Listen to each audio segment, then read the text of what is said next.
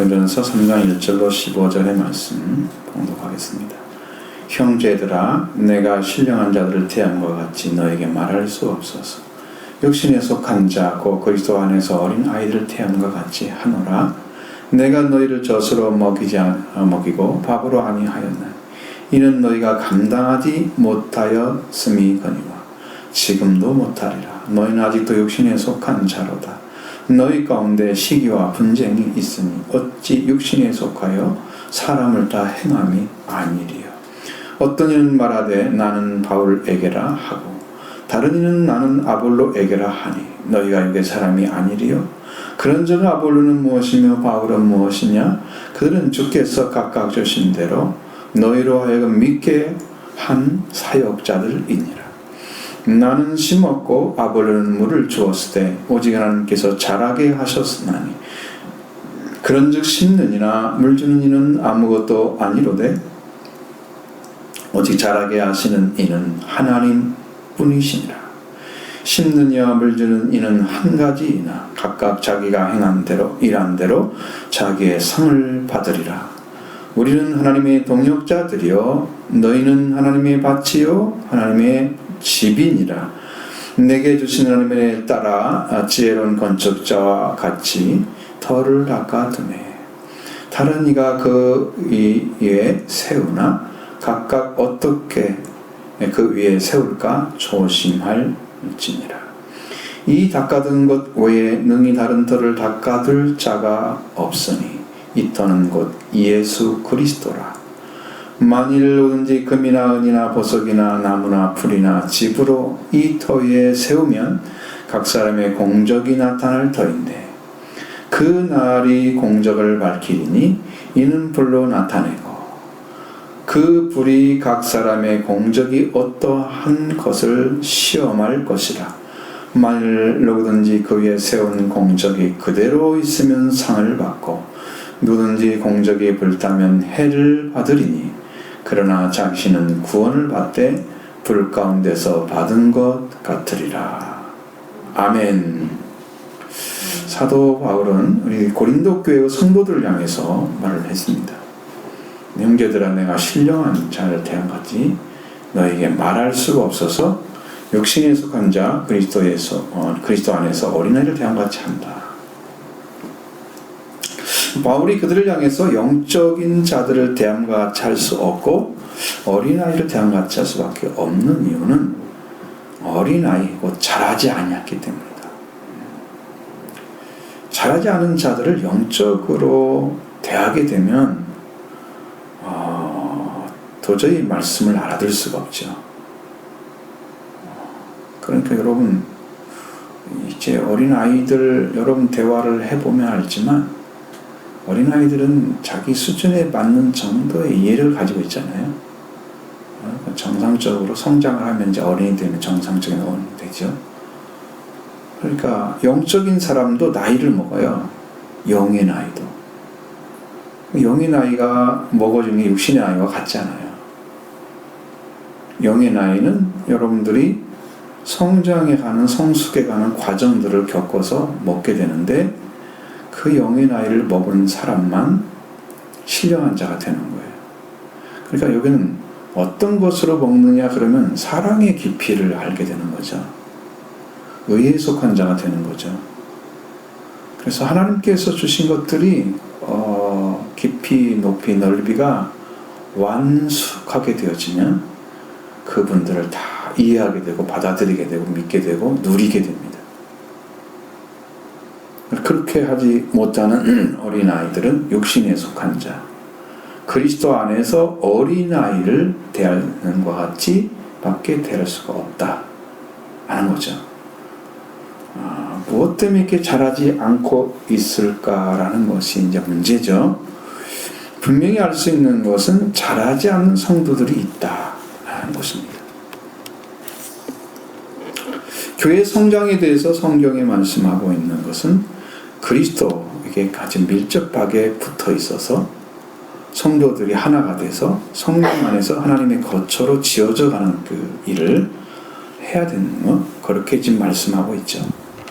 그리스도와 관계에서 그 명령을 따라 살아가느냐 살지 않느냐 라는 것을 결정이 됩니다. 듣기만 하고요, 지키지도 않아요. 지키지 않는 사람은 여러분 한 번 듣고 잃어버리는 자예요. 그렇기 때문에 그 다음에 삶으로 가져가서 살려는 의지나 믿음이 없기 때문에 그의 신앙은 그야말로 일회용의 말씀이 한 번 먹고 그 안에 들어있는 진리가 내 안에 이루어질 때까지 붙잡지를 않아요. 그러니까 그들이 가지고 있는 사고의 세계는 그냥 얕은 거죠. 생각도 얕고 신앙도 얕고 그냥 듣고 말아버리는, 아무런 반응이 안 나타나 말씀으로 어떤 생각을 하고 그 말씀을 따라가는 길을 걸어가고 그걸 찾고자 해서 하나님께 나오고, 이런 말씀을 향한 중심이 세워지지 않은 사람들, 어린아이와 같은 자리에 계속 서서 그런 삶만 살아갑니다. 그러니 무슨 말을 해도 알아듣지 못하니 재미가 없잖아요. 말이 안 통하니 재미가 없잖아요. 그렇죠? 즐거움이 없죠. 대화에 교제도 안 되고요. 그렇습니다. 그렇기 때문에 그리스도 관계에서 그의 명령을 따라 살아가느냐 살지 않느냐, 그것으로 결정이 되는 거예요. 말씀이 주어지면 그 말씀대로 살아가려고 중심을 다해서 하나님을 향해 나오는 거죠. 하나님께 나아가는 거예요. 말씀을 믿고 나아가는 거예요. 그분과 관계 안에서 여러분이 얻어지게 되면 또 다른 걸 찾게 되고 얻게 되고, 그래서 성장해 가는 작업이 펼쳐지게 되는 거예요. 하나님을 사랑하기 때문에 우리는 그 말씀을 지키는 진실한 신앙이 생기는 겁니다.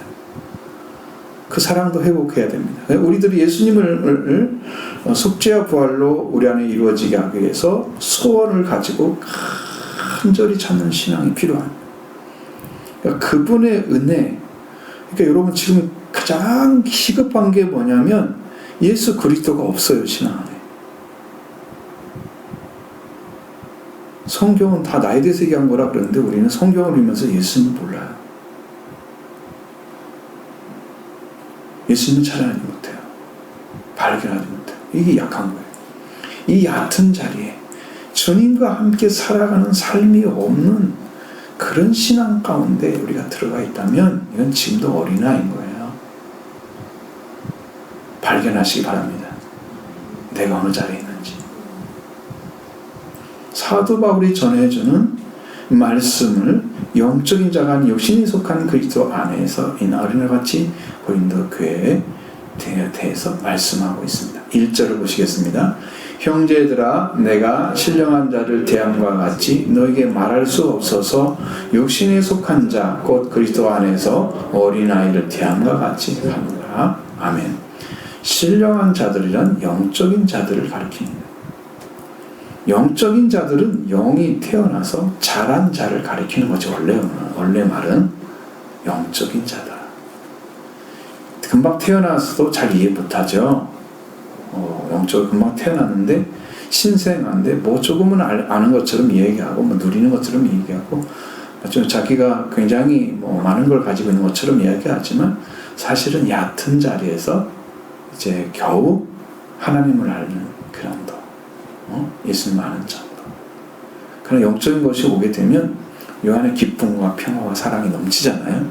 그게 있는 것처럼 느껴지니까 그걸 가지고 만족해버리려고 하는 성도들도 있어요. 영이 태어난다고 바로 성장하는 게 아니에요.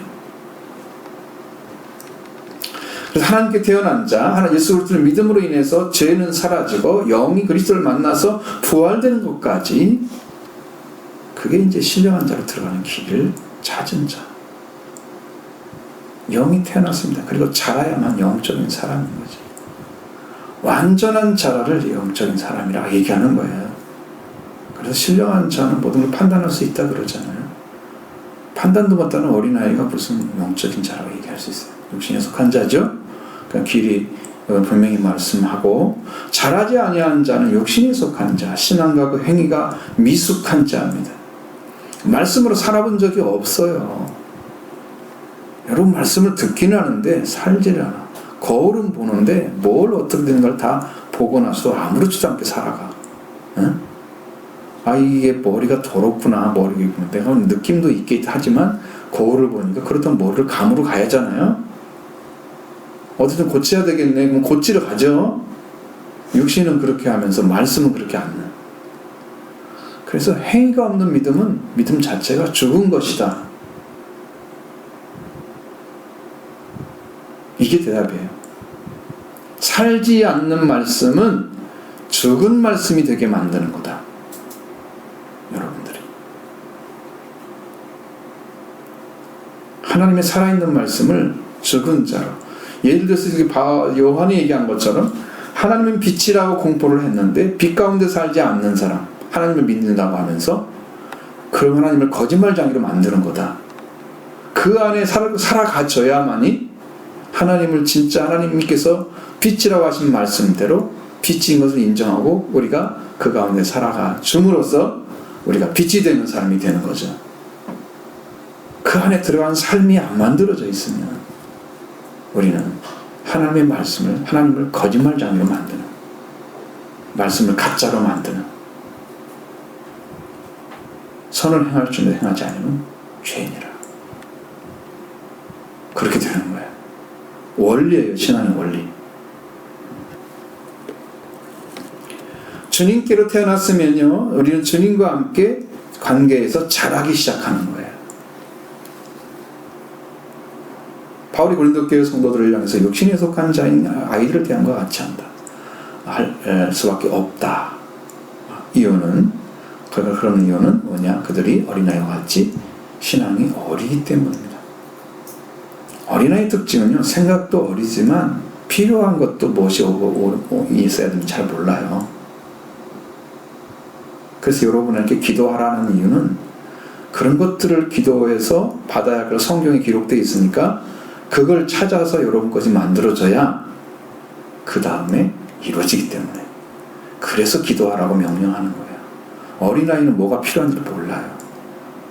성령은 우리가 탄식하며 기도하는 이유가 뭔지 아세요? 우리가 구할 것이 뭔지를 마땅히 알지 못하기 때문에 그런 거예요. 알지도 못하면서 기도도 안 해. 성령이 탄식하며 기도를 하는 거예요. 여러분, 성령을 그렇게 만드시면 안 되죠? 여러분이 기도할 걸 찾아야죠? 어린아이 특징입니다.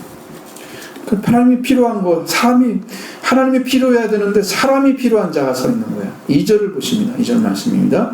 내가 너희를 젖으로 먹이고 밥으로 하였나니 이 너희가 감당하지 못하였음이거니와 지금도 못하리라. 아멘. 바울은 그들은 바울을 통해서 주시는 메시지가 바울이 젖으로 먹이고 밥으로 하지 않았다. 지금도 감당하지 못하는, 무슨 말을 해도 못 알아들으니까 감당하지 못해. 그 일을 마땅히 해줘야만 되는데, 이런 삶을 사세요 그러면 살아줘야 되는데 안 살고 있단 말이에요. 감당이 안 돼. 지금도 못할 것이야 너희들은 가면. 그래서 젖으로 먹이고 밥으로 하지 않았다. 영적인 나이가 어리기 때문이죠. 젖으로 먹이는 것이야말로 태어난 지 얼마 안 돼 신생아들을 먹이는 것 아니에요? 그날부터 생활하는 습관이나 인간적인 판단이 버려지지 아니한 옛사람에게 속한, 육신에 속한 자의 삶을 살아서 사람에게 속한 자가 되고 맙니다. 젖은 먹기는 하면 소화될 수 있는 정도의, 그죠? 아주 미숙한 자라도 이해하고 먹고 소화시킬 수 있는 정도 영적인 수준에서 얘기하는 거예요. 밥은 단단한 식물입니다. 씹어서 소화를 시킬 수가 있어야 됩니다. 어른이 먹죠. 히브리서에 따르면 어린아이는 의의 말씀을 경험하지 못한 자라고 얘기합니다. 그게 젖먹이 신앙입니다. 의가 뭔지를 몰라. 그러니까 아직도 자기 의를 중심으로 살아가. 내가 열심히 하면 되는 것처럼. 물론 열심히 한다는 것은 성경에도 열심을 품고 주를 섬기라 그러셨잖아요. 그 열심이 어디서 나와야 되냐면 하나님을 사랑하면서 나와야 돼요. 하나님의 교회를 사랑하면서 나와야 돼요. 성도에게서 나와야 돼요. 자기에서 나오면 안 돼. 응? 이유가 분명해야 돼. 내가 나를 위해서, 내가 하나님께 나가기 위해서 나오는 열심이 아니고 하나님을 사랑하기 때문에 나오는 열심. 응? 성령이 이끌어주신 열심이에요. 열심히 하지 말라는 얘기가 아니에요.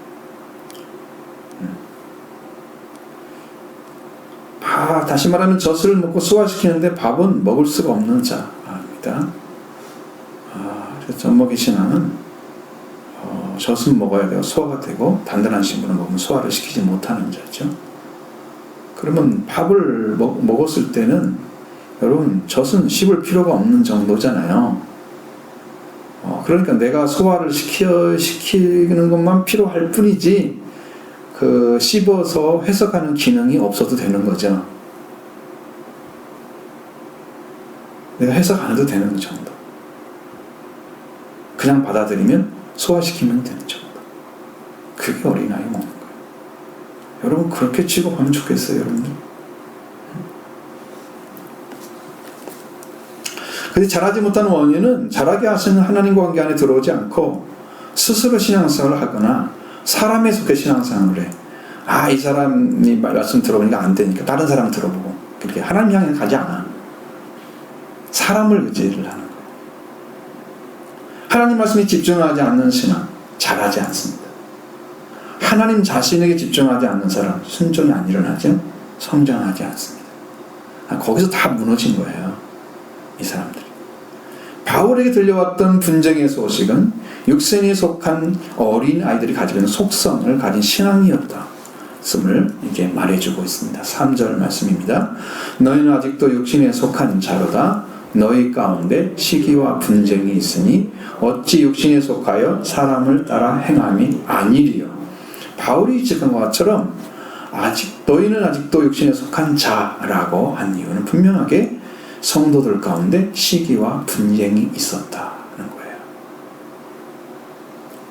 그러한 자들은 하나님을 따라 행한 것이 아니라 사람을 따라 행하고 있기 때문이라고 바울이 지적했습니다. 분명하게. 하나님의 약속의 말씀과 그 주시는 말씀을 중심으로 살아가는 자는 사람을 행하는 자. 그게 안 되죠. 그래서 그 말씀을 따라가지 않는 자는 사람을 따라 행하게 돼 있어요. 자연스럽게.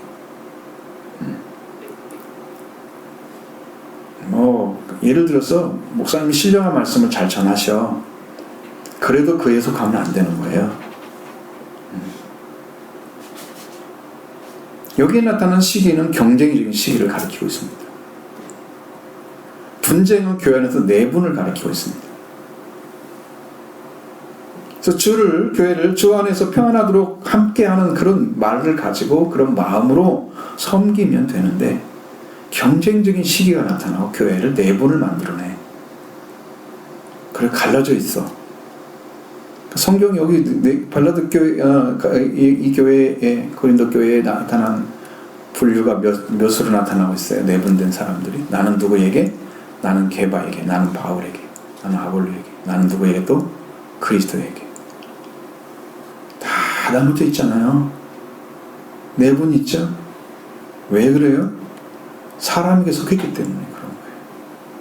난 사람에 속하지 않을 거야 하고 그리스도에게 속한 자라고 스스로 했어.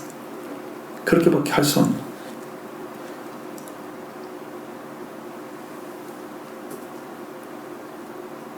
자, 그러면 우리가 나눠지지 않으려면 교회 안에서 어떤 신앙을 가져야 될까? 4절 5절의 말씀을 보십니다. 어떤 이는 말하되 나는 바울에게라 하고 다른 이는 나는 아볼로에게라 하니 너희가 육의 사람이 아니니요.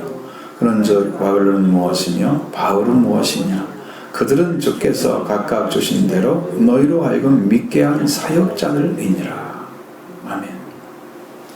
어떤 사람 나는 바울에게라 라고 말한다. 다른 이는 나는 아볼로에게라 라고 말한다. 바울에게라고 하는 말은 나는 바울에 속해 있다. 속격을 쓰고 있어요. 라는 거. 바울에게 속한 자다. 그 말입니다. 아볼로에게라 하는 말은 아볼로에게 속한 자다. 이렇게 생각을 하는 거예요. 이건 사람을 따르는 것입니다.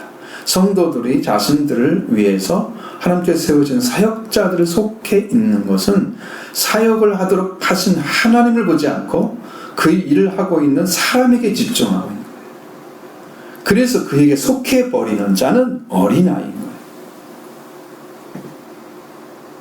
바로 육신에 속한 자고 사람에게 속한 자고 경쟁적 시기와 내분을 일으키는 원인을 가지고 있는 거예요. 왜?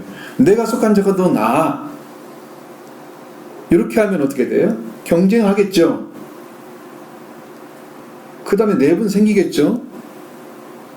이거예요. 사람에게 속했기 때문에 생겨진 거예요. 이것이 경쟁적인 서로.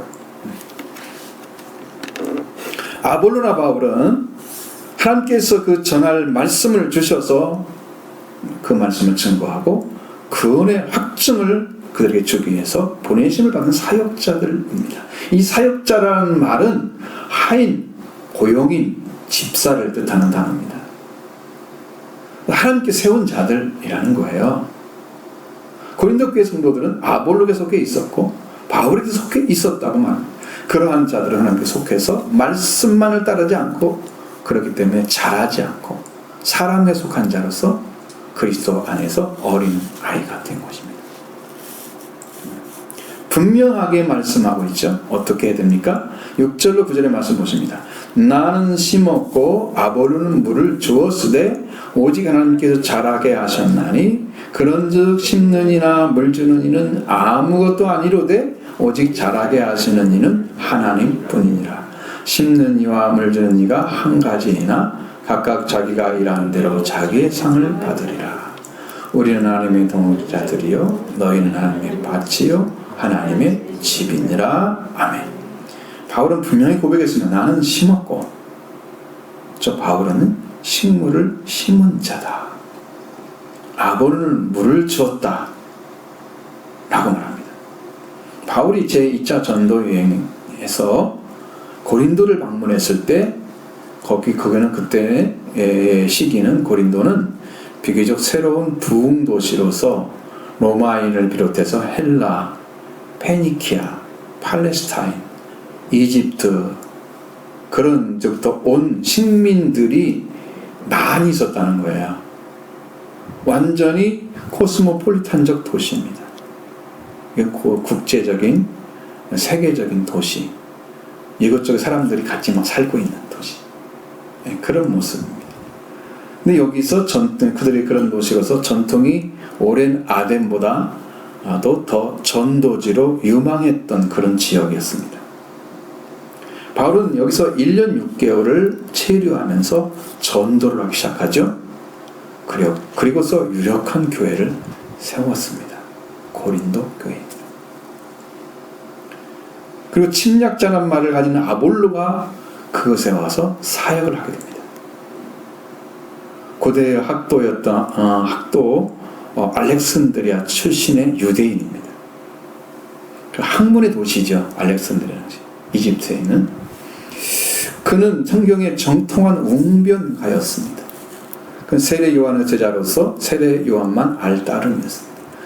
그러나 일찍 주의 도를 배워서 열심히 예수에 대한 것들을 알고 자세히 말씀을 풀어서 전도하는 그런 스타일이죠.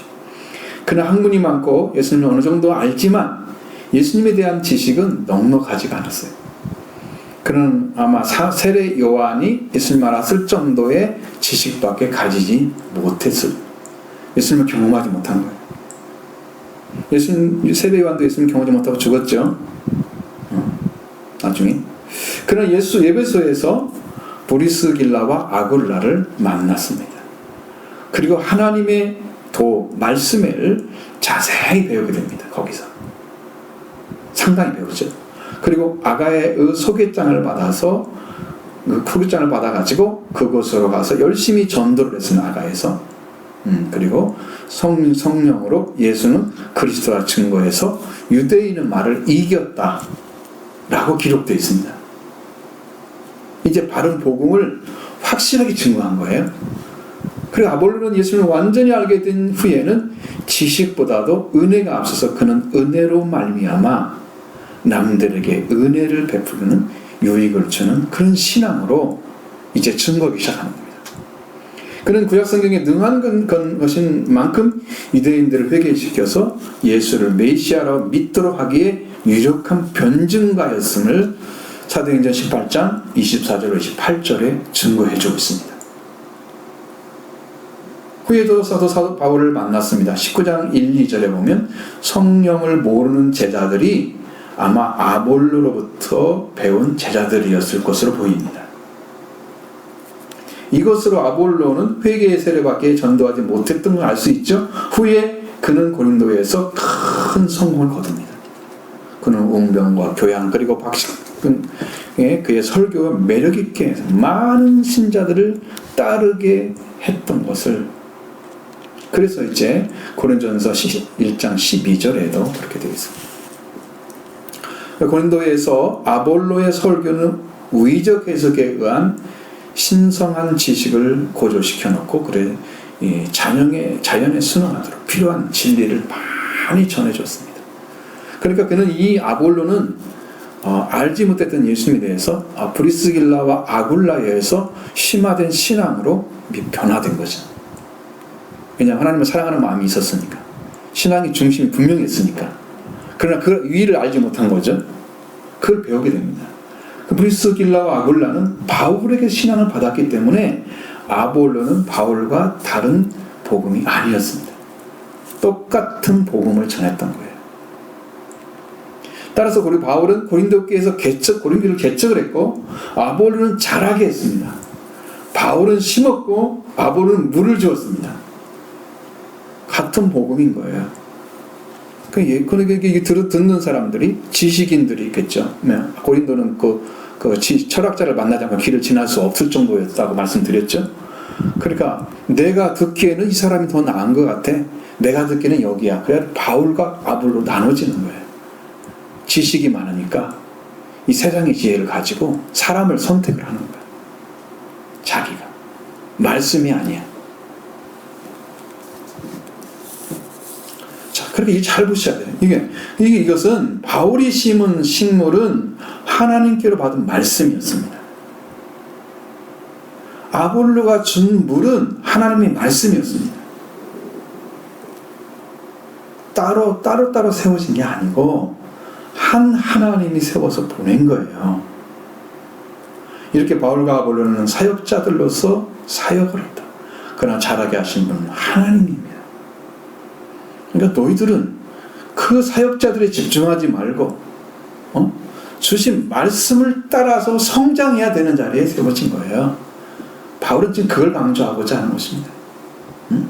고린도 교회 성도들이 이렇게 바울과 아볼로에게 말씀을 받았을 때 그들은 말씀이 향하는 것을 향해서 나아가야만 됩니다. 해바라기가 해를 바라보면서 자라가듯이 말씀을 주신 그 하나님의 말씀으로 자라가야 할 성도가 바로 고린도 교회 성도들이었어요. 심겨지고 물을 줘 자라게 하신 하나님 한 분이기 때문에 그를 향해서 자라가면 되는 거예요. 분체가 없는데 이게 사람에 속해버리니까 문제가 생깁니다. 그러니까 경제적인 사고가 나타나고 내분이 일어나죠. 여러분, 이건 절대 있어서는 안 되는 겁니다. 심는 이와 물 주는 이가 한 가지라고 했습니다. 한 가지란 말은 하나라는 뜻입니다. 하나. 무엇을 위해서요? 심고 자라서 열매를 맺게 할 목적 한 가지를 통해서 한 가지를 주셔서 하나님이 그 일을 시켜줬기 때문에 이들은 하나입니다. 심는 자도 물주는 자도 하나님. 그런 사역자로 쓰임받고 있었던 거예요. 이 목적을 위해서 바울을 부르고 아볼로를 부르시고 사역을 하도록 하나님 각각 일한 대로 그들에게 보상을 해줄 것입니다. 선교 사역에서 일을 한 그대로 일한 것에 따라서 자기 자신에게 보상을 받게 될 것입니다. 이렇게 하면 족합니다. 왜? 나는 하나님의 종으로서 부름받아서 그냥 동역자들 일을 하라고 보냈잖아요. 그럼 그렇게 하면 되죠. 그 나머지는 하나님 보상해 줄 거예요. 우리말의 동역자라는 말은 하나님의 일을 함께하는 사람입니다.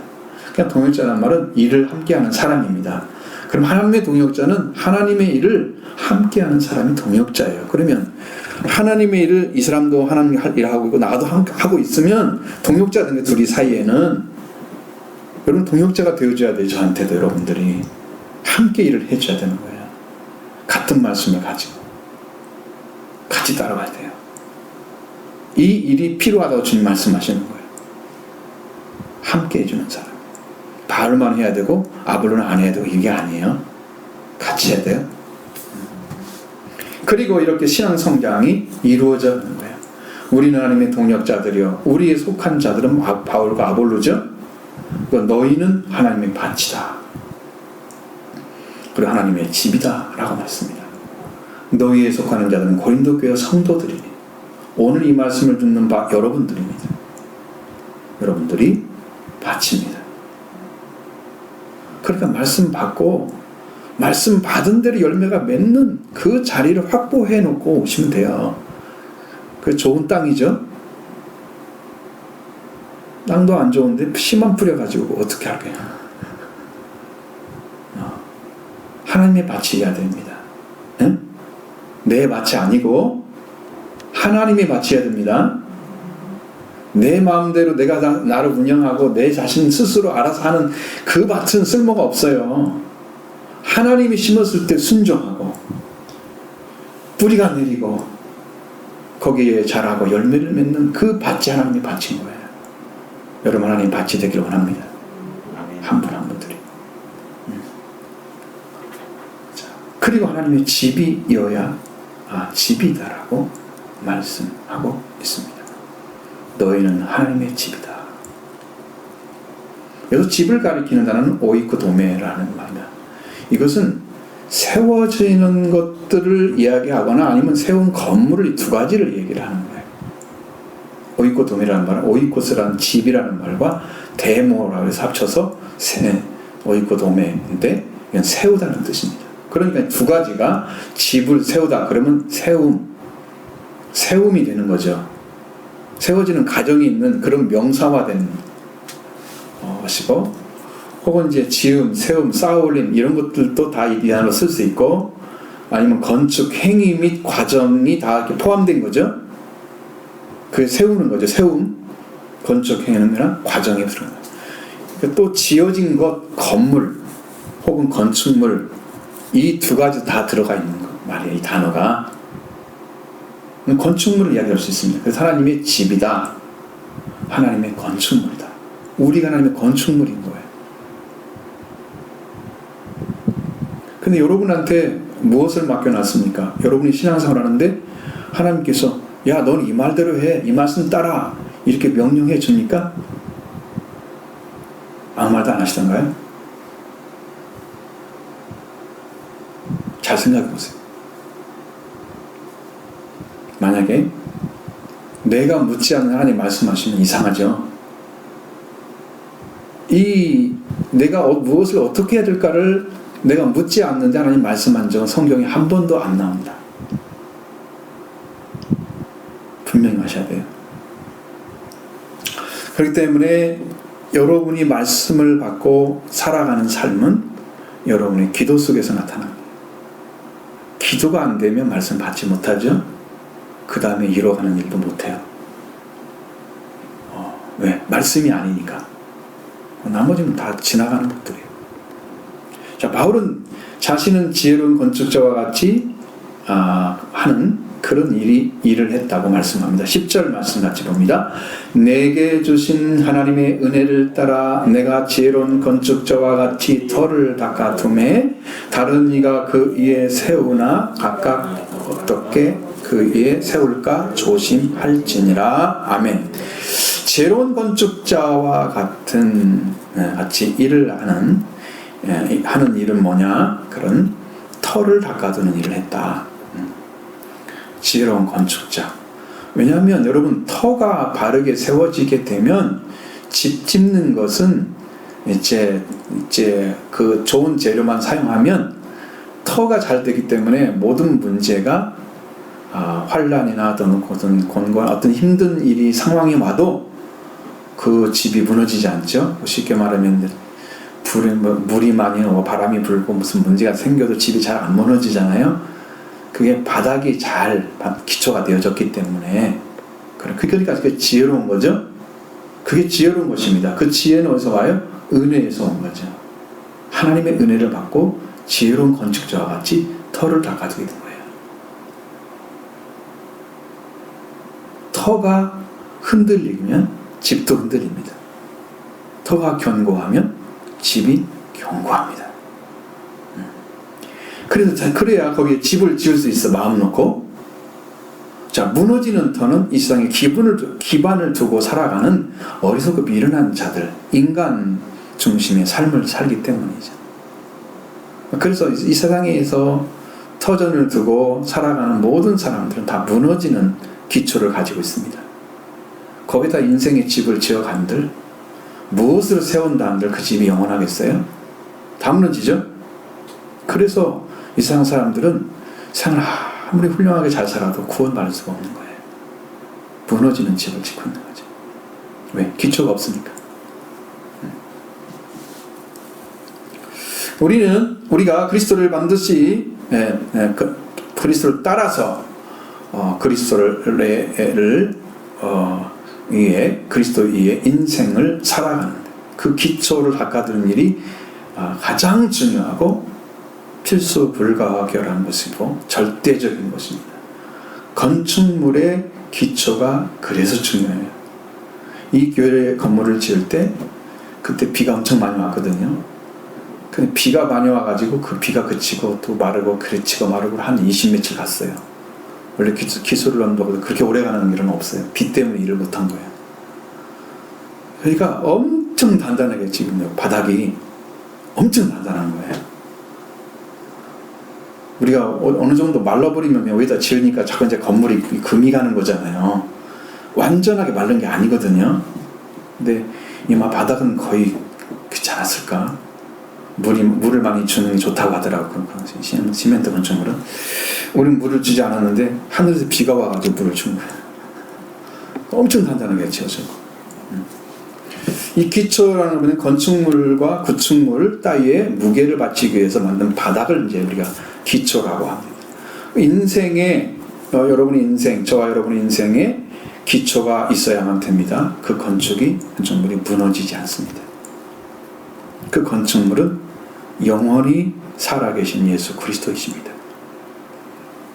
예수 그리스도가 우리의 주인이 되어서 우리 삶의 구원을 받은 자의 삶으로 영광의 집을 건축해 가려면 영원한 우리가 집의 기초이신 예수 그리스도를 영접하는 신앙을 가져야 되는 거예요.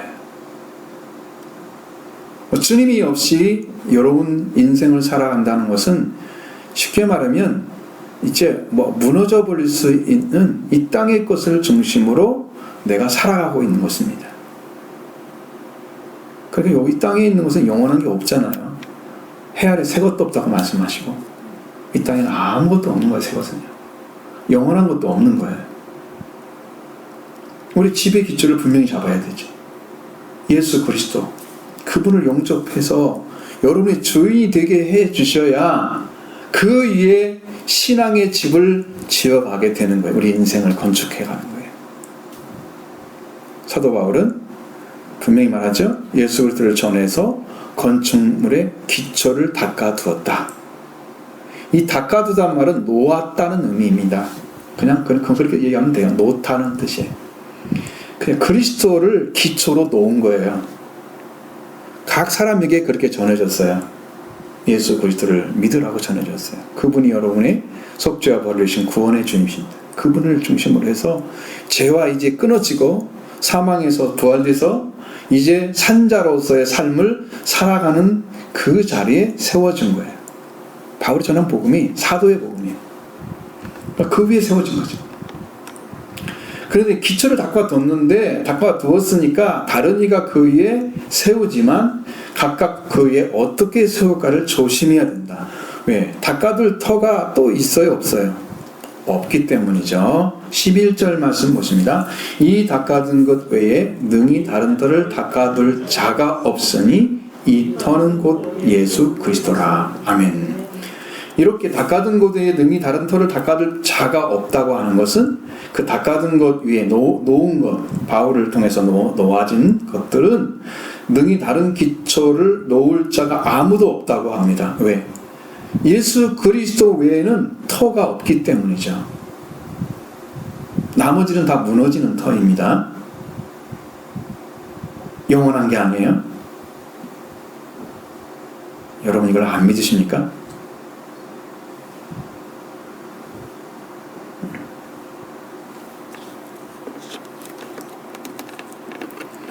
여러분이 뭐 말씀만 이해하고 그냥 넘어가는 거예요? 이걸 받아들이지 않으면요, 여러분과 아무 상관없어요. 말씀이 죽은 말씀 되게 하시려고 지금 그러는 거예요. 믿음도 행하지 않으면 죽은 믿음이죠. 똑같아요. 삶으로 안 가져가면, 지켜지지 않으면 그 자체가 헛것이에요. 우리가 뭐 하려고 예배를 드릴까요?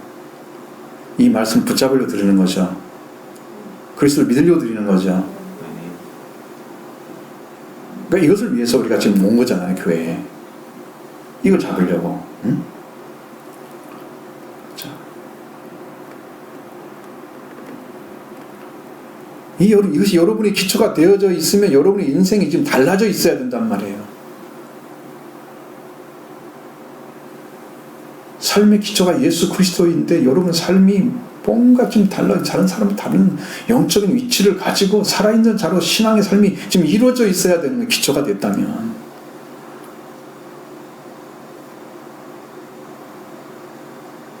이것이 안 돼 있는 상태에서 하나님이 좋은 걸 가지고, 재료를 가지고 이렇게 사십시오, 저렇게 사십시오 가르쳐졌지만 그것은 다 기초가 없는 상태에서 세워져라는 재료를 주기 때문에 그 아무런 효과도 없이 그냥 다 무너져 버리고, 신앙이 어느 순간에는 안 믿는 사람처럼 오고, 예수 그리스도가 중심이 안 되면 그렇게 되는 거죠.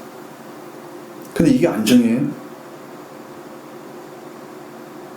이게 엄청난 중요하고 이것 없이 시작한 것은 다 망하는 거예요. 그리스도가 기초가 되어지 않는 인생은 다 망한 거예요. 아무것도 아닌 거예요. 사라져버릴 것, 소멸할 것입니다. 그리스도의 다른 기초를 놓는 일은 절대 가능하지 않습니다. 예수 그리스도만이 우리의 인생의 기초가 됩니다. 이분을 믿는 것이 여러분이 할 일이에요. 하나님이 보내신 자를 믿는 게 하나님 일이죠. 이 일도 안 하면 하나님께서 주신 말씀으로 어떻게 살아서 그 영원한 집을 지어 갈까요? 그냥 걱정이 되기 때문에 지금 그런 거예요. 여러분이 말씀을 받을 때 무엇이 중심인가를 빨리 찾아내서 그걸 붙잡아야죠. 우리 인생을 건축할 때 그 기초가 예수 그리스도가 된 자는 그 위에 세우는, 그 다음에 삶이 이어가는 거예요. 여기의 말씀은 그 위에 세운 자를 지금 가리키고 있는 거지, 그 기초가 안 된 사람을 말하고 있는 게 아니에요.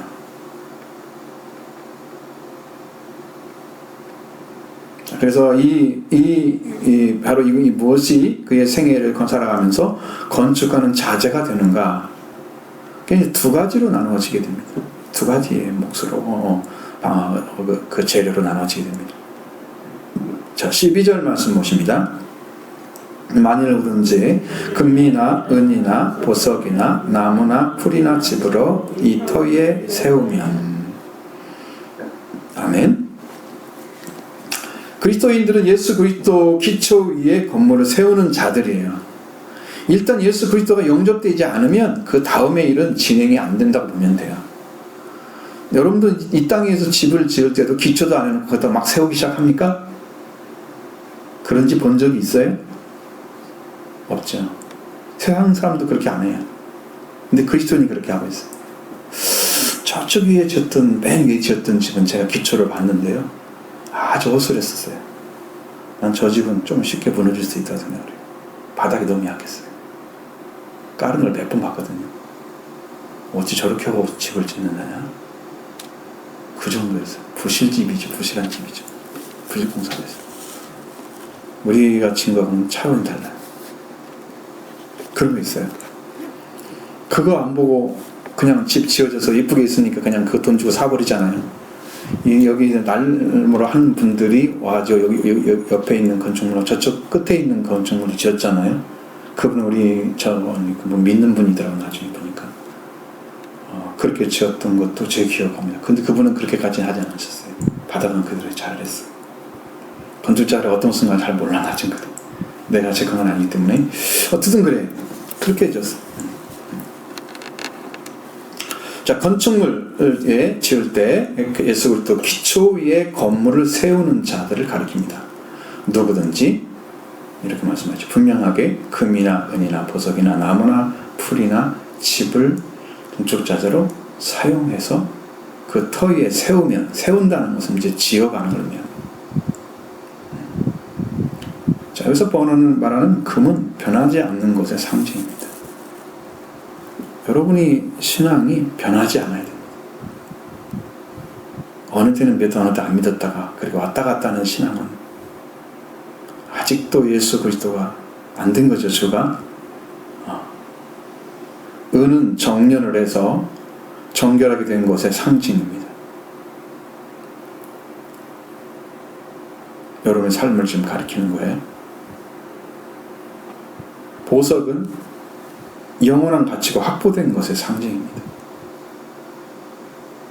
자, 보석은 가치가 있잖아요. 딱 가지고 오면 그것만의 가치가 있어요. 그렇죠?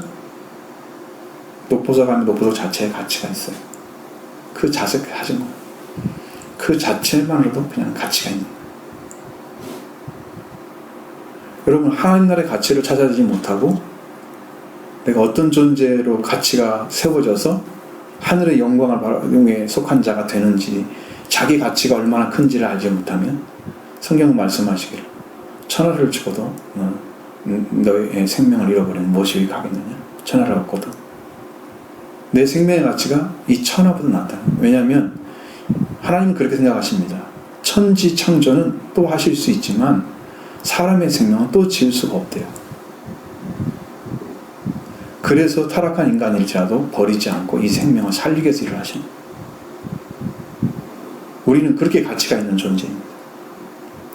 여러분의 가치를 찾아야 되고 그 찾아진 내가 생명이 얼마나 큰 가치를 가지고 천국에 들어가는 그 가치를 찾아 있어야 돼요. 그래서 그러한 천축 자재를 가지고 있는 사람이 있죠. 나무가 있습니다. 나무를 가지게 되면 여러분 아주 갖가지로 정교하게 아름답게 잘 만들어 예쁘게 보이게 합니다. 그렇죠? 나무로 지은 집들은 뭔가 태가 다 있잖아요. 수여. 그런데 연소되는 재료입니다.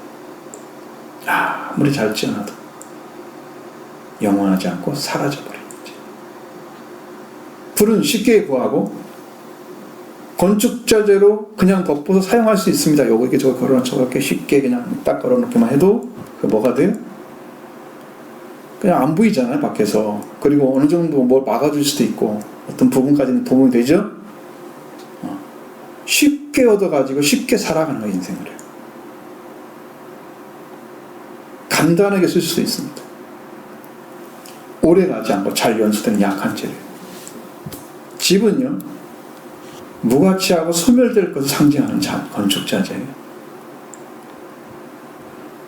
그거 또 예전에 우리 농사 지은 다음에 가을이 되면 1년에 한 번이나 2년에 한 번씩 꼭 지붕 공사를 했어요. 제가 어렸을 때는 공사했습니다.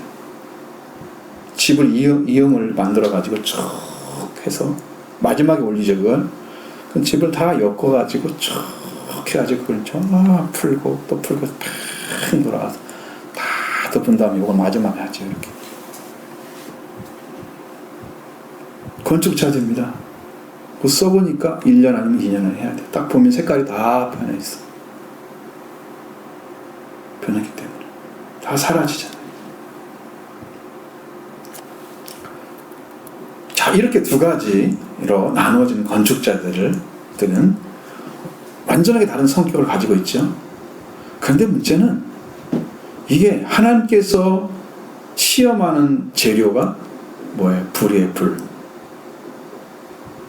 그러니까 불을 통과해서 얻어낸 그 재료를 가지고 살아가는 사람은 그 사람은 영원한 것이고, 불을 통과하지 않고 불에 다 연수된 걸 가지고 산 사람은 한 번도 제대로 하나님 말씀으로 통과된 적이 없는 그런 인생을 살아간 거죠. 말씀을 통과해서 그 말씀으로 인해서 지어진 그 재료가 아무것도 없는 거예요. 자기에게는, 자기 인생에 있어서 말씀과 상관이 없는 재료를 가지고 사용해서 살아가는 거예요, 이 땅에. 예수 그리스도는 영접을 했는데, 예수님이 없는 게 아니고 그리스도가 기초가 되어 있다잖아요. 지금 말씀하시잖아요. 그 재료가 지금 나오는 거죠. 그날이 되면 심판받는 불로 시험이 올 것인데, 그때도 여전히 살아있느냐 죽어있느냐, 이걸로 결정이 되는 거예요. 그날의 공적을 밝히게 될 것입니다. 공적을 밝히는데 불로 나타낼 것이다. 이 나타낸다는 단어 자체가요, 계시하다는 의미입니다. 불로 계시할 거다. 불을 통해서 나타난다는 의미죠. 13절 말씀 보시겠습니다.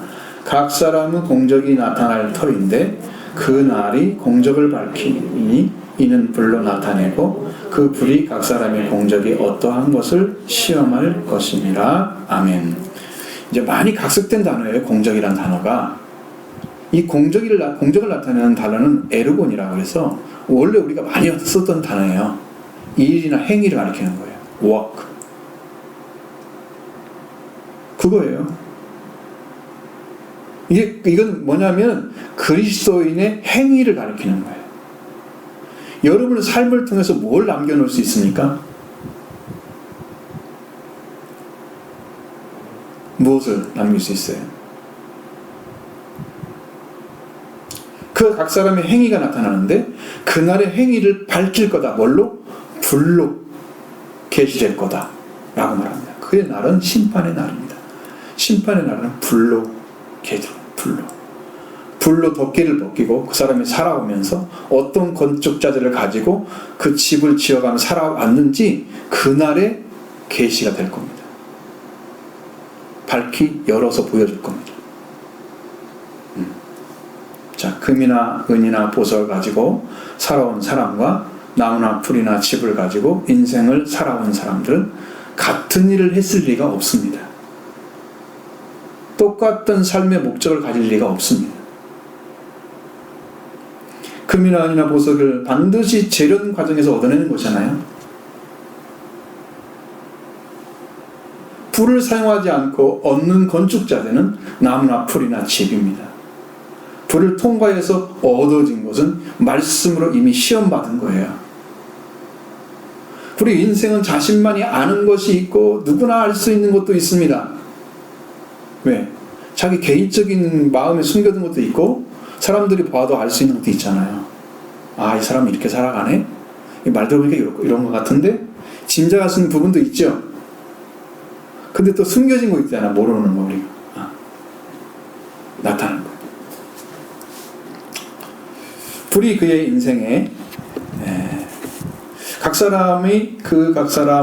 불이 그 각 사람의 공적이 어떤 걸 시험할 것이라고 말씀하셨죠. 그러니까 이 불은 심판의 불입니다. 불을 그의 인생에 사용한 건축자들 되면 이제 분명히 불살라져 버리든지 아니면 그대로 있든 둘 중에 하나겠죠. 이들의 기초는 예수 그리스도였지만 그들의 삶은 변하지 않는 신앙과 정결함과 의로움을 가졌느냐, 영원한 가치를 찾아냈느냐. 나무같이 쉽게 찾아서 정결하게 잘 꾸며서 인생을 즐겁게 행복하게 살았을 수 있지만 불과 상관이 없는 것이기 때문에 심판의 불로 시험을 당하게 되면 연소에서 사라져버리는 거예요. 그의 삶이 무효화되는 것입니다. 그는 재밌게 살았을지 모르지만 즐겁게, 사람들 보기에는 아름답게 예수를 믿으면서 사람들이 보기에는 참 행복하게 이렇게 살았지 모르지만 하나님 나라 가보니까 아무것도 안 남아있어. 구하기도 쉽고 간단히 짓기도 하고 그런 것들을 제대로 사용을 한 거죠. 인생 쉽게 사는 거죠. 말씀을 통과하지 않고 말씀에 의해서 재련된 과정, 시험받고 영적인 회복이 일어나고 하나님 나라의 소망을 찾고 그래서 그 나라를 향해 달려가면서 그 인생의 재련 과정이 한 번도 없었던 거야. 불을 통과하지 않았어.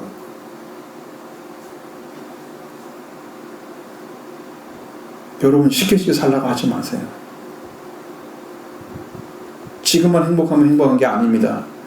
그날에 가서 별로 심판할 때 타지지 않는 행위가 있어야지 됩니다. 이게 무슨 말인지 잘 모르겠죠? 제가 말씀드릴게요. 그거 하나님 말하죠.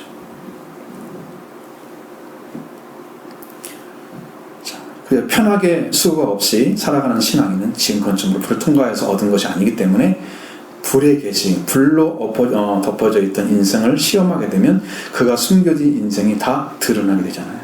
그죠?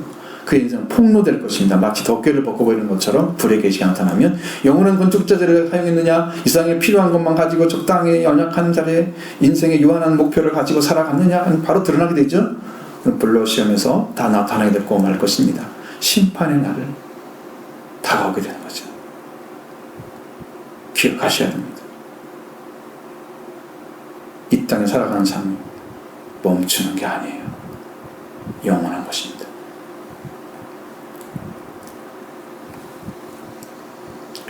그거에 대해서는 이 다음에 이 말씀이 나오니까 보겠습니다. 그러면 누가 상을 받느냐 하는 거예요. 상을 받지 못하는 사람은 누구냐? 자, 14절 15절 말씀입니다. 만일 누구든지 그 위에 세운 공적이 그대로 있으면 상을 받고 누구든지 공적이 불타면 해를 받으리니 그러나 자신은 구원을 받되 불 가운데서 받은 것 같으리라. 아멘. 만약 누구든지 그 위에 세운 공적 즉 행위가 그대로 있으면 상을 받는다. 그러나 그 행위가 불타버리면 해를 받는다. 도대체 이해가 잘 안 되죠. 무슨 행위가 영원히 남아있고 어떤 행위가 영원히 없어지고 인정받지 못하는지, 그 불이 그날의 공적 행위들을 영원한 것인지 아닌지를 아니면 소멸될 것인지를 결정하게 된다. 하나님의 말씀을 따라서 변하지 않는 신앙으로 정결한 거룩한 삶을 살아가고 말씀의 가치를 찾은 생명의 삶을 살아가고 생명을 살리는 삶을 살아가게 된 사람들과 완전하게 생명의 가치를 찾은 자들이 곧 그의 생활에 완전하게 변함없는 신앙으로 날마다 새로운 길을 찾아 걸어갔던 사람들, 말씀을 계속 상고하며 그 말씀으로 살아갔던 사람들 있습니다. 우리의 삶이 하나님의 말씀으로 날마다 새로워지지 않으면 우리는 아직도 말씀으로 살고 있지 않은 것입니다. 하나님의 말씀은 불이라고 말씀하십니다. 내 말에 불 같지 아니하냐. 에레미야 23장 29절. 십자가라고 말씀하시잖아요. 예수님 말씀은 이 물이라고 말씀하시잖아요. 성령이라고 말씀하시고, 예수님 말씀, 내가 주는 말은 영이요 생명이다. 생명이라고 말씀하시죠. 우리는 이 말씀을 받고 그 말씀을 통과해서 그 말씀이 내게 완전히 이루어져서 이 신앙으로 살아가야 됩니다. 이걸 이루지 않고 살아가는 사람들은, 여러분, 재료가 좋은 재료를 가지고 아주 쓸모없는 재료가 되게 만들어요. 살지 않는 것은 죽은 재료가 되게 만들어요. 지푸라기 되고요, 나무 되고요. 이 땅에서 행복한 거예요. 쉽게 살아가니까, 쉽게 구할 수 있으니까. 불 통과하지 않아도 되잖아요. 힘들지 않아도 되는 거예요, 신앙생활이. 그런데 이건 아주 허망합니다, 인생. 이 세상의 삶의 과정에서 말씀을 통과해서 완전하게 믿어지고 알아져서 그 말씀을 지켜가는 삶을 하면서 불에 타지 않는 공적적 행위를 하게 됩니다. 자, 이건 뭐냐? 이거 잘 보세요.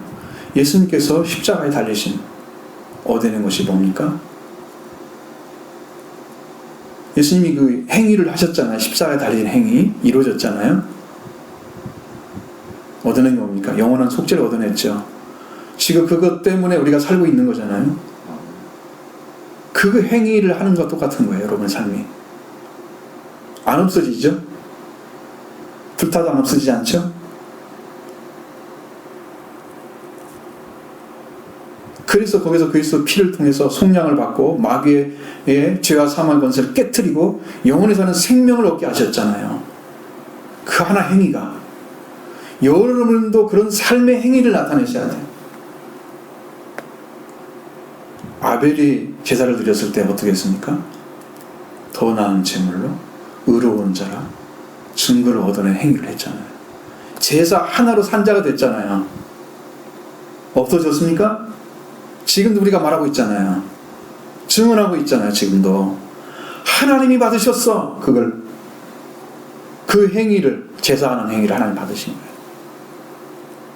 여러분의 삶이 그렇게 되잖아요. 그걸 얻지 못한다면 우리는 나무나 지푸라기 이런 거 다 만들어버린 거예요. 말씀을 쉽게 살아가는 거죠. 풀 갖다가 사는 거죠. 그냥 책장에 덮어놓고. 자, 이렇게 말씀이 십자가에 이거 버리고 성령하는 능력입니다. 생명이 되시기 때문에 이 말씀 우리 가운데 있고, 우리 그 말씀을 살아가는 하루하루 생활이 되면 우리는 이미 금이나 은이나 보석을 찾아서 생명의 길을 걸어가고 있는 사람입니다. 도착했을 때 불의 심판을 그냥 통과하죠. 태울 수가 없습니다. 여러분 그런 이런 생을 살아야 되죠? 여러분 그런 걸 찾기를 원하시죠? 그럼 여러분의 삶은 어떤 삶을 살고 있습니까? 그렇게 하나님께 나가기 위해서 여러분 마음을 불타고 있어요. 견딜 수 없는 심령을 찾아내기를 원합니다. 간절함이 필요합니다. 그거 아니면 나는 멸망이다. 나무나 지푸라기 가져가야 합니다. 풀로 가는 거다. 내 인생에. 심판해버리 우리의 공적, 우리가 살아온 생이들을 사르지 못하고 그러한 행위를 하나님께 인정하셔서 하나님께서 보상해 주면은 이게 상을 받는 거예요. 이거 성경 우리는 공적이란 말로 이렇게 표현을 해놓은 거죠. 우리의 신앙생활은 건축하는 것입니다. 예수 그리스도를 기초로 해서 건축자들을 영원한 것을 찾아내서 지어야 됩니다. 변하지 않는 불의 재련 과정을 통해서 다 얻어낸 크지 말씀으로 죽고 다시 살고 계속해서 산 자의 삶을 살아가는, 날마다 죽고 다시 사는 자, 이 과정을 통해서 여러분이 살아가는 거예요. 이게 금이나 보석입니다. 앞에서 신앙의 성장에 대해서 말씀드린 고린도교회 성장은 뭐가 문제입니까? 성장하지 않는 신앙은? 그들이 왜 경쟁적 시기를 가지고 내분을 만들어냈습니까? 육신에서 관자라고 말하고 있습니까? 하나님의 말씀을 가르친 대로 받아들이지 않고 사람에 속해서 받아들이는 거예요. 여러분 그렇게 할 사람이 없으니까 우리 교회 목사가 2명이라고 하면 아마 그런 일 벌어질지도 모르죠. 응? 예전에 그런 일이 있었다고 그러잖아요. 부목사님 전하는 말씀이 더 좋아가지고 담임 목사님보다 더 좋아 인기가 높아가지고 이 목사님을 밤에 오후 예배나 밤 예배를 지킨단 말이에요. 그러면 사람이 더 많이 와. 담임 목사님이 오후 예배 설교하면 들어와. 분명히 사람을 선택한 거죠. 여러분도 맛집을 찾아놓으면 그 맛집을 데리고 가 살아. 야 이거 맛있어 가봐 먹어봐. 그 먹으면서 아 맛있네 또 자랑하겠죠. 이렇게 될 것입니다. 그러나 말씀이 그 밭에 심겨지게 자라게 되면 분명히 열매를 맺죠. 그 사람이 이제 성숙함으로 바뀌어지게 됩니다. 사역자를 보낸 것은 하나님이시 사람이 아닙니다. 사역자 편에 선다고 하는 것은 그가 전해진 말씀을 사모하기 때문에 서는 겁니다. 그 사람한테 무작정 서는 게 아니에요. 목회자들은 다 그렇게 얘기합니다. 목사를 대적하면 다 마귀다. 자기가 마귀일 수도 있습니다. 다가 아니에요. 무엇을 가지고 어떻게 살았느냐가 중요한 거예요. 성도들이 압니다. 그 삶을. 그랬을 때 이 말씀을 가진 목사님 대적하면 안 된다는 걸 알고 있잖아요. 그러면 그게 말이 되는데 목사님 그러지도 않은 것 같은데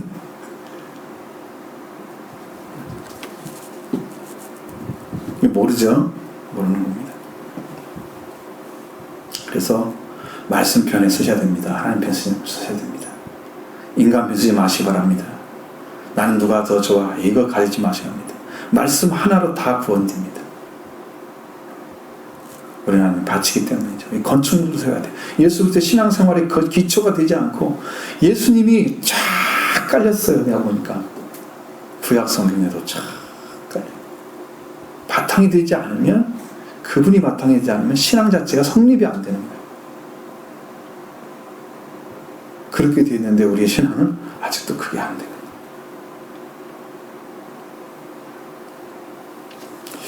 여러분, 이분을 떠나서 사람의 노력이나 행위로 하나님을 아는 자들, 그 예수 그리스도가 그의 인생의 기초가 되지 않기 때문에 그들은 그리스도 밖에서 하는 행위에 불과합니다. 교회를 많이 했다 구원받아요? 하나님을 해야 구원받죠. 하나님 보낸 자를 믿는 게 하나님의 일인데, 그거 제대로 하지도 않으면서 보이는 일을 하느라고 고생 많이 하지만 어떤 목적을 위해서, 또 그러면서 그렇게 하면 일을 하면 사람들이 모이죠. 일이 있는 사람들이 모이는 거예요. 죽음이 있는 곳은 독수리들이 모이잖아요. 썩은 음식을 좋아하니까 자기들이 먹기 좋아하는 걸 찾아가는 거예요. 여러분, 산자의 삶을 살기 위해서 말씀 듣는 거죠. 여기는 산자가 별로 없기 때문에 많이 오질 않아요. 교회. 독수리들이 아니에요, 여러분들.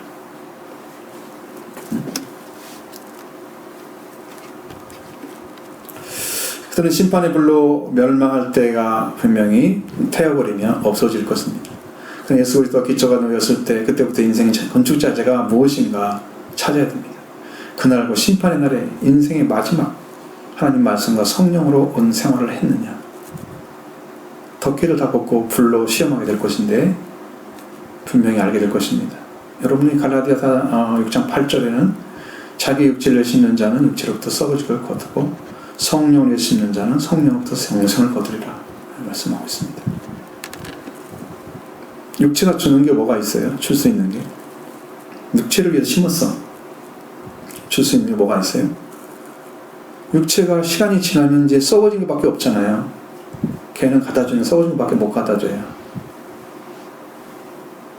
육체가 줄 상은요, 썩어질 것입니다. 영원한 멸망 갖다 줄 것입니다. 그러니까 성령을 씹는 자는 성령 영생을 거둘 것입니다. 성령이 주는 상이 영생입니다. 여러분, 이 인생이 예수 그리스도가 여러분의 주위에 바닥에 놓였느냐, 기초에, 그러면 그 다음부터는 건축자들을 찾아야 되는 거예요. 예수 그리스도 영접하지 않는 사람들은 이게 밖에 있는 건데, 건축자재 좋은 것 주면 뭐 할 거야? 다 무너지는 것 같다. 위에다 세우는 무너짐이 심해서 끝나잖아요. 말씀을 가지고 모리에 세운 것과 똑같은 거죠. 그래서 그 하는 행위를 인정받지 못하게 되면 그 구원받기도 힘든 신앙생활이 되잖아요. 자,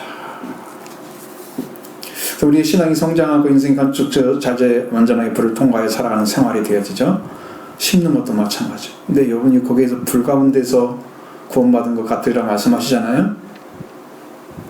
그리스도를 영접했기 때문에 그의 행위는 다 부정됐잖아요. 불타버렸기 때문에. 그런데 그가 그리스도를 영접했기 때문에 불 가운데서 구원받은 것 같으리라. 이건 천주교에서는 이게 연옥설을 주장할 때 이걸 가지고 나옵니다. 이렇게 살았지만 나중에 그런 사람이라도 구원을 시킨다.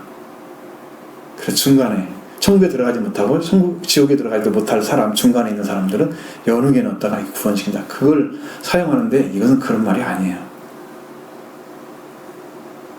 이미 살아온 결과를 얘기하는 거잖아요. 예수 그리스도가 영접되지 않았더라면 그것도 없어요. 그러니까 그리스도 영접하고 기초가 되어졌는데 인생을 잘못 살은 거예요. 그런 사람은 겨우 불 가운데서 구원받는 것 같게 굉장히 힘들게 어렵게 그가 행했던 삶은 다 무효가 됐으니까 해를 받은 거잖아요. 그리고 겨우 구원받는 자가 되는 것입니다. 그걸 말하려고 하는 거예요. 그러니까 여러분, 신앙은 이제 새롭게 인생 삶을 그리스도로 세우시길 바랍니다. 진정으로 영접하시길 바랍니다. 그것이 없이는 우리의 신앙 인생이 시작되는 게 아니에요. 건축자재가 필요한 게 아니에요. 여러 가지 말씀이 필요한 게 아니에요. 예수 그리스도가 있는 사람들이 그 말씀을 통과해 들어가는 거예요.